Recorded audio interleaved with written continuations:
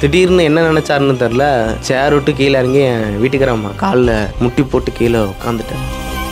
இல்லை, என் வீட்டுக்காரம்மா முட்டியை காலை பிடிச்சிட்டு அந்த முட்டி 2 காலையும் பிடிச்சிட்டு கீழே உட்காந்துட்டார். நாங்களே எந்திரிச்சு நின்று, நான் பரவாயில்லைங்கண்ணா, நான் எந்திரிங்கண்ணா அவர் எந்திரிக்க மாட்டேங்கிறார். ஒரு 5 நிமிஷம் அப்படியே உட்காந்துட்டார் கீழே.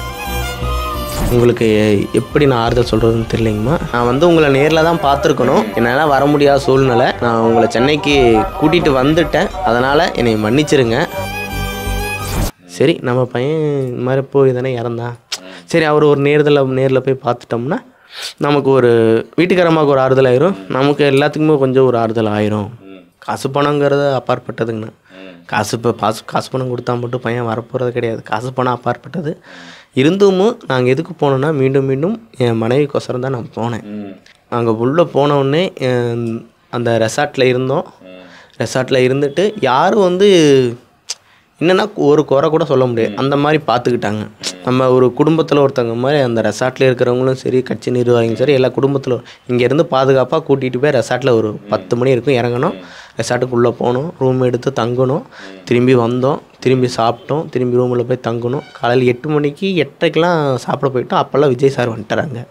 விஜய் சார் வந்துட்டு விஜய் சார் சொல்கிறாரு, அடுத்த கட்சி நிர்வாகிகளாம் ஒவ்வொரு ஆளாக அனுப்பிட்டு இருந்தாங்க. நாங்கள் ஒரு அஞ்சாவது ஆளாக என்னமோ போனோம்.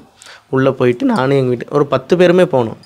உள்ளே போயிட்டு உட்காந்துருந்தோம். உட்காந்துட்டு எளிமையாக இருந்தாருண்ணா. நம்ம அந்த சேர்லாம் போட்டிருப்போம் இல்லைங்களா, நம்ம அந்த நூல் சேர் மாதிரி, அந்த வயலின் சேர் மாதிரி இருக்கும், அந்த சேரில் உட்காந்துருந்தா. அவர் அதே சேரில் உட்காந்துருக்கார். எங்களுக்கு ஒரு 10 சேர் போட்டாங்க.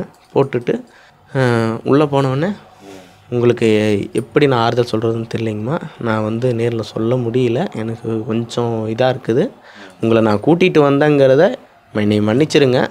உங்களை கூட்டிகிட்டு வந்தது தப்பு தான், என்னை மன்னிச்சிருங்க, மீண்டும் என்னை மன்னிச்சிருங்க அப்படின்னு சொன்னார். இல்லை, பரவாயில்லைங்கண்ணா, நாங்கள் எடுத்தோடனே மன்னிப்பு தான் கேட்டாருங்கண்ணா. நான் உங்களை கூட்டிகிட்டு வந்தேன்னு என்னை என்னை தப்பாக நினச்சிடாதீங்கம்மா. சென்னைக்கு கூட்டிகிட்டு வந்துட்டேன் உங்களை, அதுக்கு மன்னிச்சிருங்கன்னு கேட்குறாருங்க. சென்னைக்கு நான் உங்களை கூட்டிகிட்டு வந்துட்டேன். நான் உங்களை நேரில் தான் பார்த்துருக்கணும். என்னால் வர முடியாத சூழ்நிலை. நான் உங்களை சென்னைக்கு கூட்டிகிட்டு வந்துட்டேன். அதனால் என்னை மன்னிச்சிருங்க.